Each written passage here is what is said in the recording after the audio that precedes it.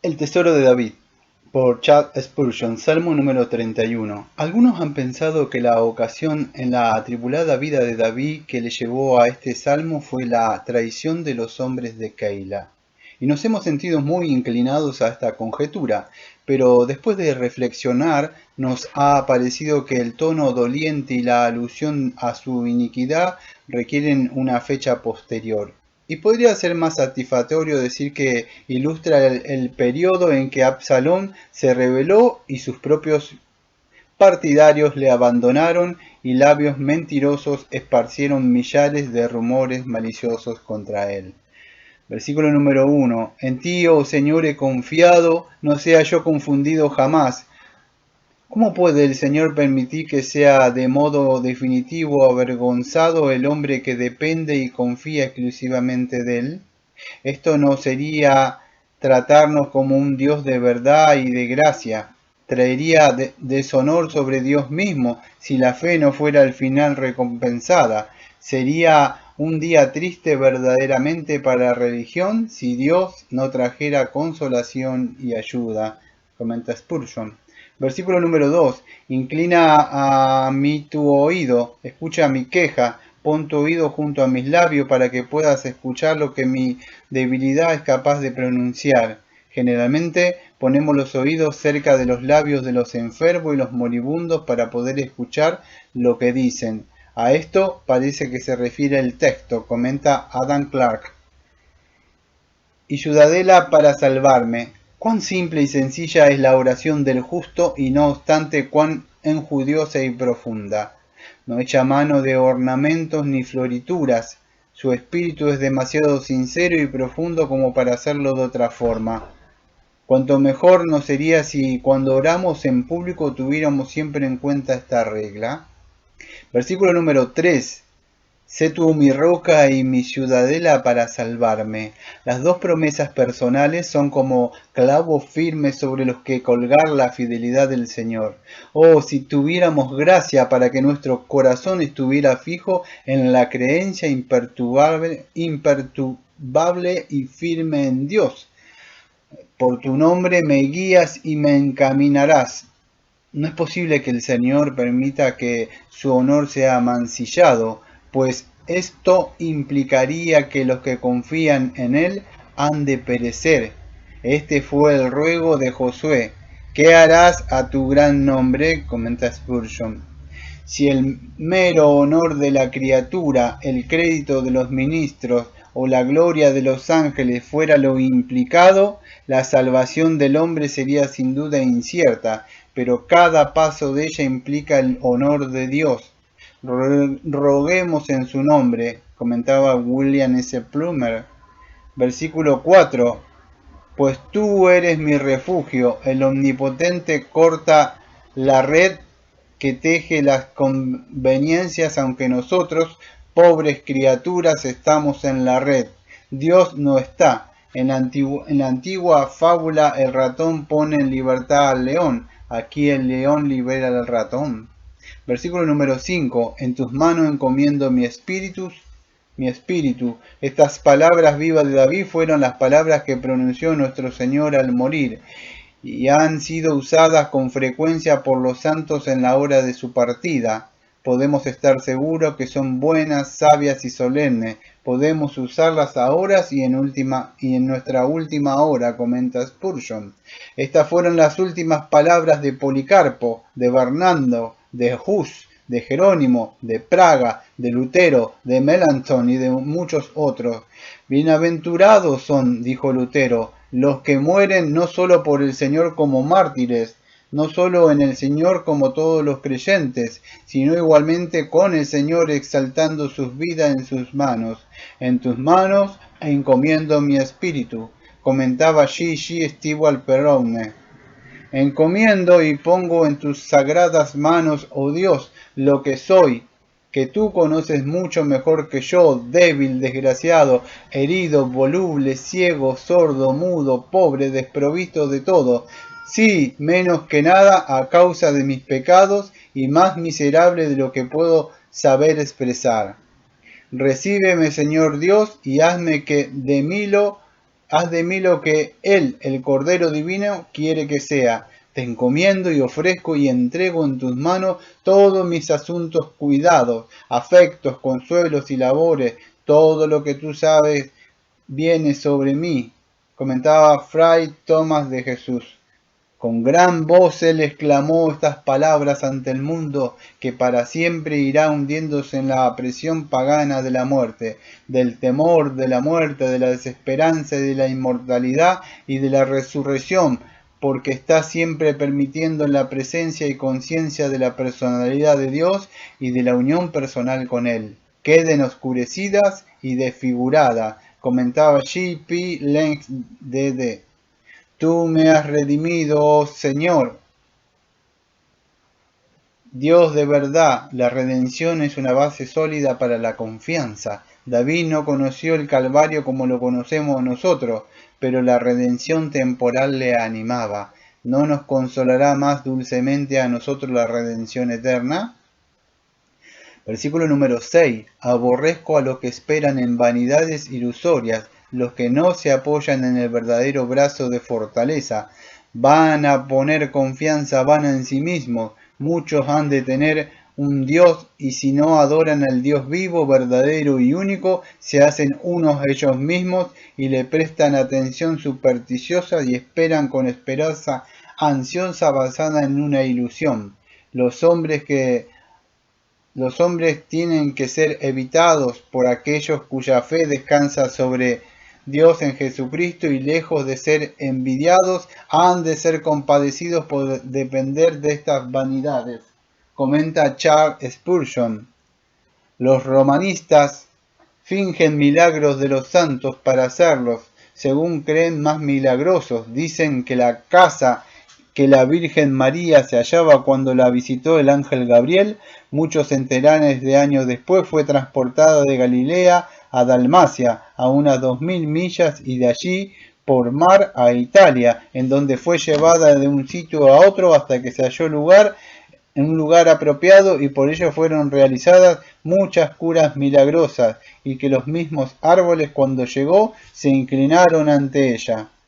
Hay infinitas historias de esta naturaleza, especialmente en la leyenda de los santos, que llaman la leyenda áurea, un libro lleno de errores tan inmensos que Luis Vives, un católico pero hombre inteligente y erudito, dijo de él con gran indignación: ¿qué puede haber más abominable que este libro? Y se maravilló que lo llamaran áureo, pues lo que se escribió en él tiene hierro por boca y plomo por corazón.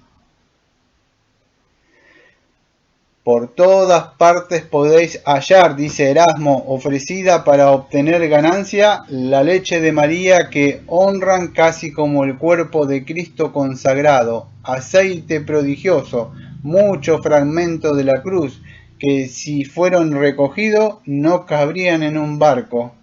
Aquí hay el capullón de Francisco, allí las prendas interiores de la Virgen, y en otro lugar el peine de Ana, y en otro un calcetín de José, en otro el zapato de Tomás de Canterbury, y en otro el prepucio de Cristo, que aun siendo algo incierto, adoran con más fervor que la persona de Cristo.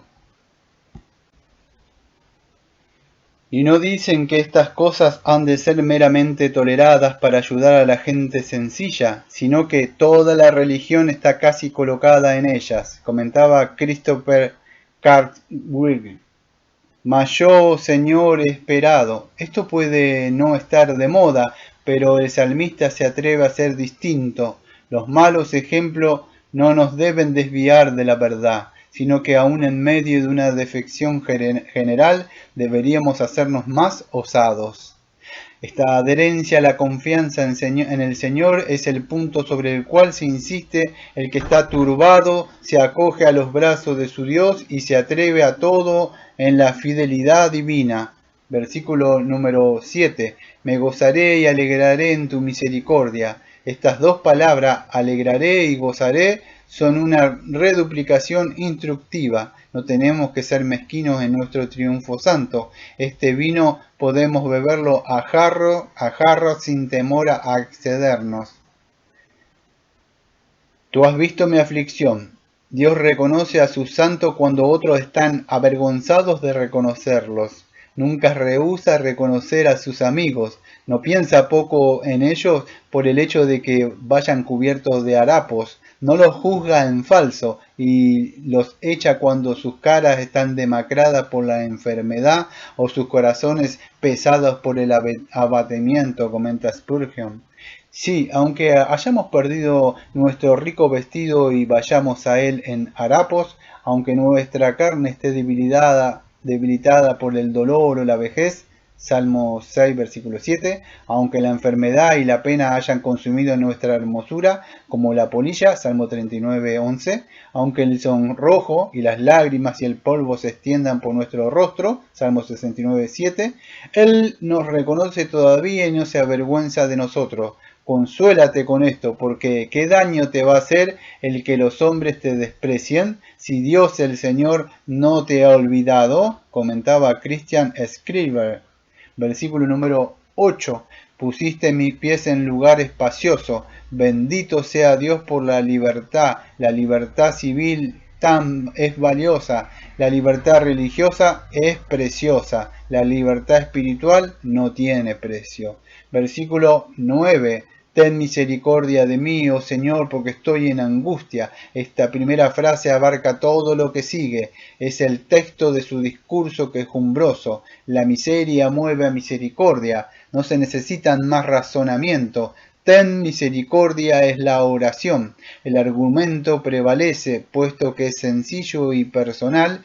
Estoy atribulado. Mis ojos se han consumido de tristeza, las lágrimas sacan su sal de nuestra fuerza y cuando manan en abundancia pueden consumir la fuente de la cual proceden.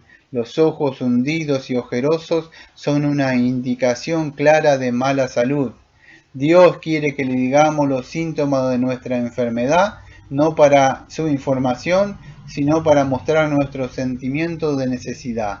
Mi alma también y mis entrañas, el alma y el cuerpo están íntimamente unidos, que la una no pueda declinar sin que lo sienta el otro. En estos días no son raros estos dobles decaimientos como lo descrito por David. Hemos sentido que no desmayamos por el sufrimiento físico, sino afligidos por la enfermedad mental. Cuando las dos coinciden, es bueno que el piloto esté frente al timón, en medio de la borrasca, y haga que la tempestad se transforme en un triunfo de su arte. Versículo número 10. Porque mi vida se va gastando de dolor y mis años de suspirar. El dolor es un mercado muy triste en que gastar toda la riqueza de nuestra vida, pero un negocio mucho más provechoso el que se hace de la feria de vanidad. Es mejor ir a la casa del luto que a la del festín. El negro es un color que cae bien. La sal de las lágrimas una medicina saludable. Es mejor pasar los años suspirando que pecando. Se agotan mis fuerzas a causa de mi aflicción. Es una aflicción provechosa la que nos lleva a ver nuestros fallos. Se trataba del peor pecado que cometió el salmista y que roía su corazón y devoraba su energía. Es muy probable que lo fuera, comenta Spurgeon. Halló que cuando los santos están atribulados y muy humillados, los pecados pequeños gritan desforadamente en su conciencia, pero en la prosperidad la conciencia es un papa que da dispensaciones y manga ancha a nuestros corazones. La cruz es por tanto necesaria como la corona es gloriosa, comentaba Samuel Rutherford. Versículo número 11. De todos mis enemigos soy objeto de aprobio. Se divertían en echarme algo en cara. Mi estado lastimoso era música para ellos, porque interpretaban maliciosamente que era un juicio del cielo sobre mí. Los que no son llamados a soportarlo no dan mucha importancia a los reproches, pero el que se halla bajo su látigo conoce lo profundo de sus heridas.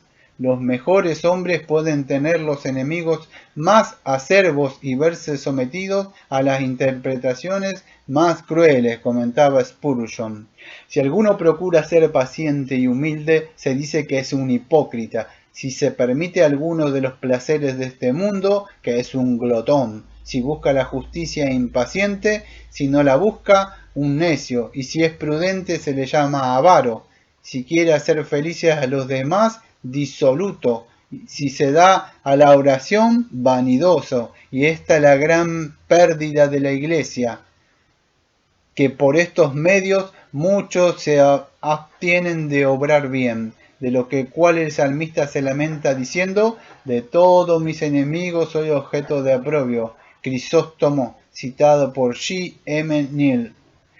Y mis vecinos muchos más, los que están más cerca de nosotros, son los que peor nos apuñalan. Sentimos más los desprecios de los que deberían mostrarnos simpatía. Y el horror de mis conocidos, cuanto más íntimo, más se apartan de nosotros.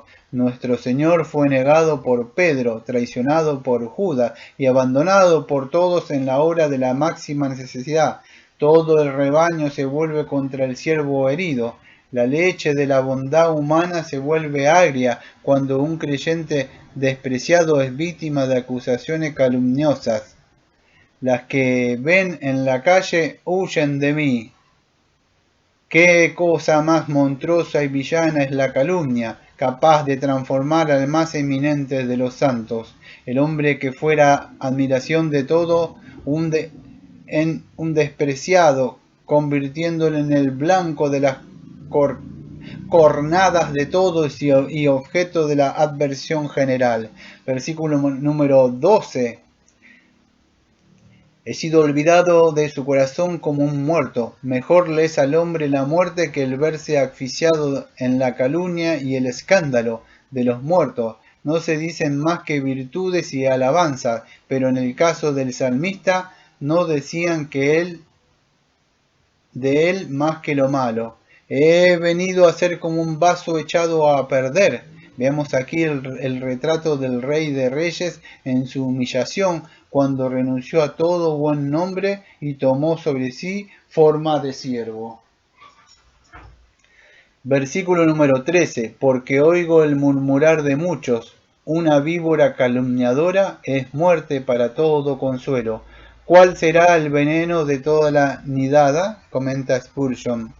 Desde mi misma infancia, cuando me di cuenta de los intereses de las almas de los hombres, me entró admiración al hallar que por todas partes los religiosos y piadosos, que sólo se preocupaban seriamente de su propia salvación y de la de los demás, eran objeto de toda clase de desprecios y calumnia, especialmente por los hombres más nefandos y viciosos, de modo que los que profesaban los mismos artículos de fe, los mismos mandamientos como ley de Dios y las mismas peticiones del Padre Nuestro como su deseo, y así profesaban la misma religión, por todas partes hablaban mal de los que se esforzaban en vivir sinceramente lo que decían. Si la religión es mala y nuestra fe no es verdadera, entonces ¿por qué la profesan estos hombres?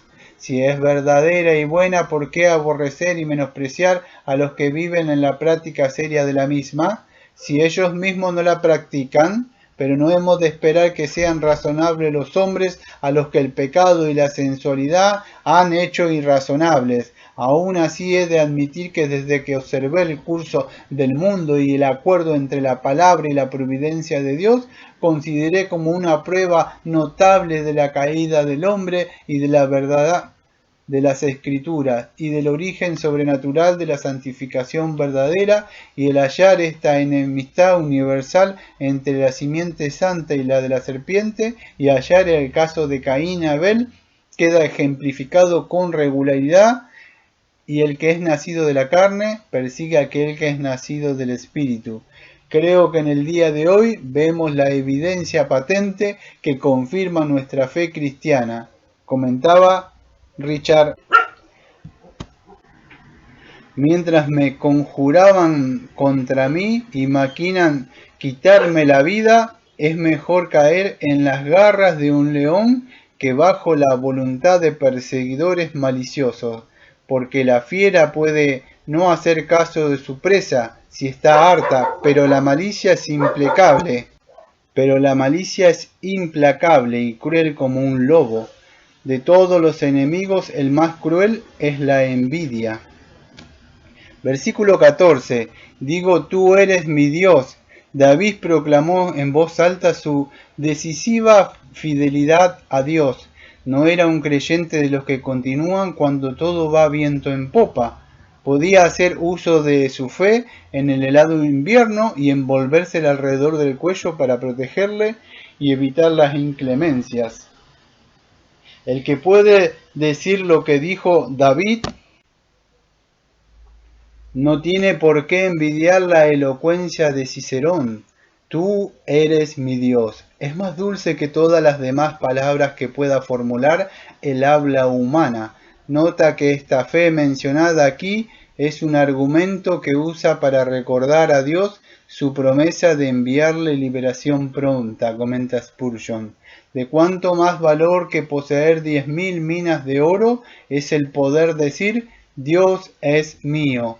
El siervo de Dios está convencido de ello y esto es la felicidad completa para él y en ella se deleita. Cierto servidor del rey Ciro que gozaba de su favor estaba a punto de conceder su hija en matrimonio a un hombre muy importante. Si bien él no poseía muchas riquezas por ello, alguien le dijo, oh, ¿cómo vas a poder dar un dote a tu hija proporcionándola a su categoría? ¿Dónde están tus riquezas? A lo que contestó, no necesito nada, Ciro es mi amigo.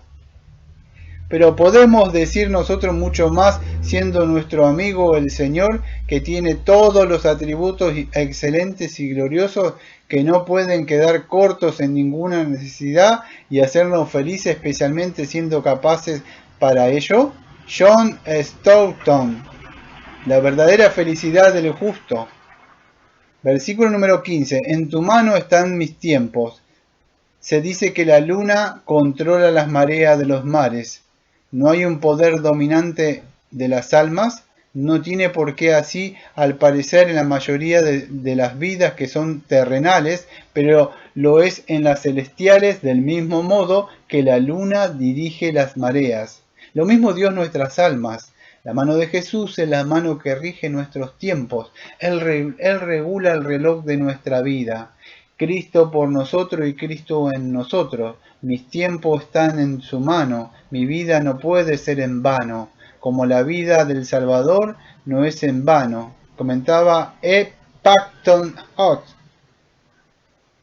Líbrame de la mano de mis enemigos y de mis perseguidores.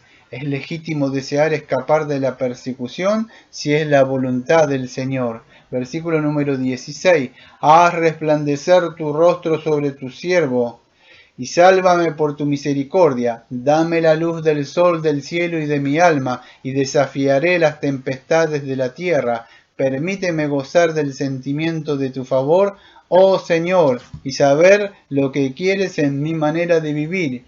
Y no me importa que los hombres frunzan el ceño y me calumnien.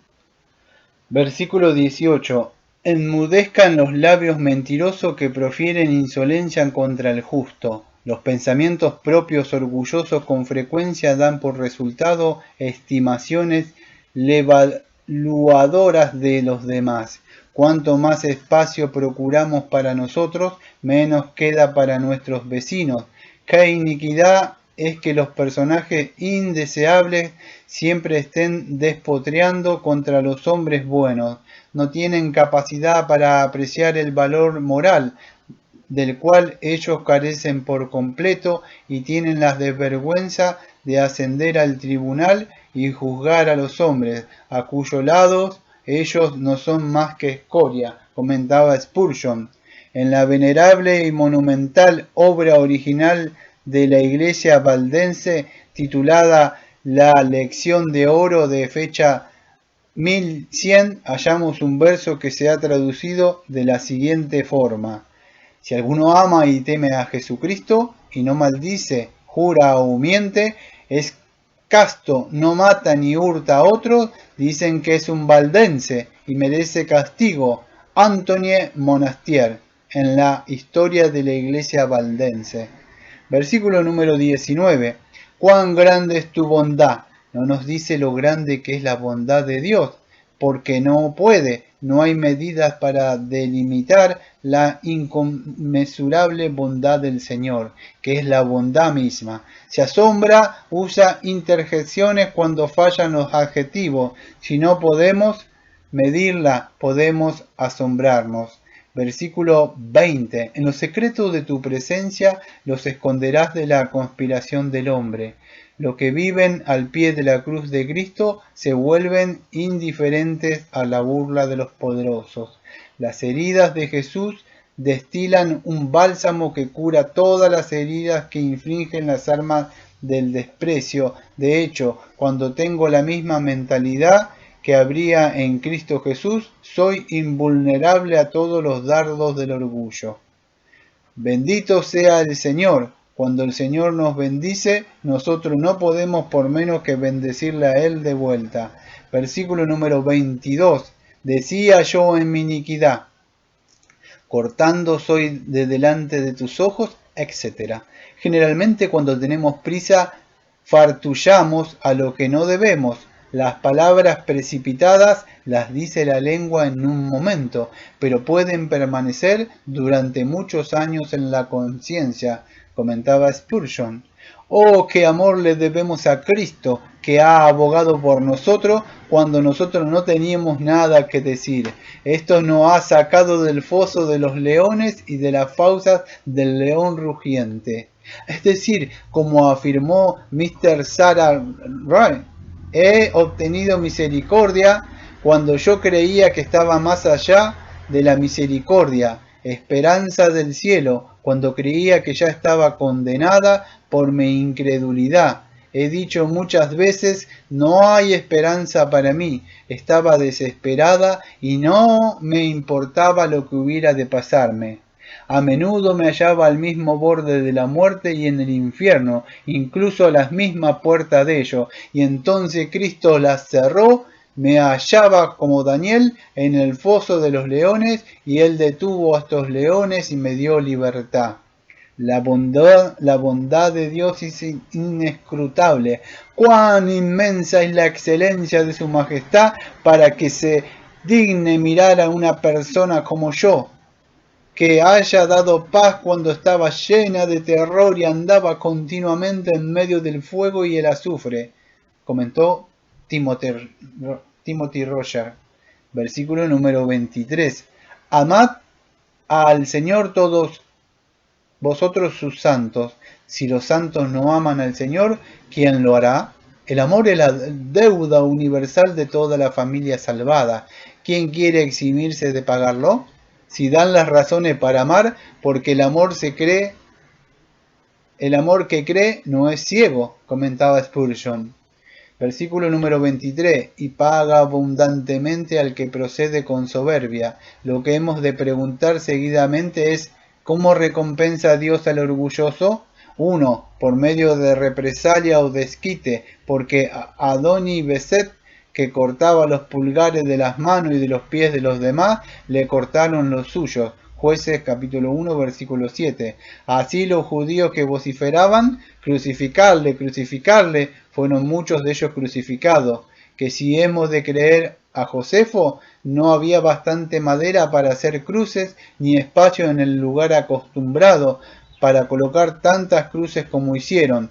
Las trampas que cava el orgulloso son para él mismo, de ello da abundante testimonio la Escritura, mediante desengaños vergonzosos, cosechando raramente lo que habían sembrado o no comiendo lo que habían cazado, lo cual se ve claro en el estado judío cuando Cristo se hallaba entre ellos. Judas traicionó a Jesús por dinero y no vivió para poder gastarlo. Pilato, para agradar al César, resiste todos los consejos y accede al asesinato por el que vino su ruina y la del César, comentaba Hugh Peter. Versículo 24. Esforzaos todos vosotros. El ánimo del cristiano puede ser descrito así. Es la audacia indomable de un corazón santificado que se aventura a afrontar dificultades y sufrir penalidades por una buena causa cuando Dios le llama a ello. La audacia que hay en los brutos es mencionada como semejante al valor que Dios concede a los hombres. Ezequiel 3:9. Esta es la promesa del Señor, como el diamante más duro que el pedernal he hecho yo tu frente. La locución más duro es la misma en el hebreo que se usa en este texto. Fortiorem Petra. La roca no teme las inclemencias del tiempo, verano o invierno, sol o lluvia, calor o frío, heladas o nieve, no se sonroja, no se arruga, no cambia en su calidad, es todavía la misma. Amado, el valor no consiste en un ojo penetrante, una mirada hosca, en palabras altisonantes, sino que consiste en los hechos, el vigor de tu brazo, de tu pecho, la raíz donde viene el coraje es el amor de Dios. Todos los santos de Dios que aman al Señor son de buen ánimo. El amor a Cristo constriñe las empresas, dice el apóstol en 2 de Corintios capítulo 5 versículo 14. La regla por la cual se rige es la palabra de Dios, lo que el Señor se ha complacido en dejarnos registrado para la guía del cristiano en las páginas sagradas. 1 de Corintios 22, 12 y 13. Y el final al cual se refiere es Dios, porque para todo hombre santificado, siendo un hombre que se niega a sí mismo y mira a Dios y sus intereses, Dios en su centro en que reposan sus actividades y sus empresas, y su alma no se satisface ni puede hacerlo, sino es en Dios. Simeón As. Sermón predicado ante comandantes de las fuerzas militares de la ciudad de Londres. El cuartear los deseos carnales para un hombre es como cuartear su propio cuerpo. Es un trabajo doloroso y penoso, como si un hombre se cortara sus propios pies, se cortara las manos o se pinchara sus propios ojos, como expresan Cristo y el apóstol Pablo. Simeón Hash.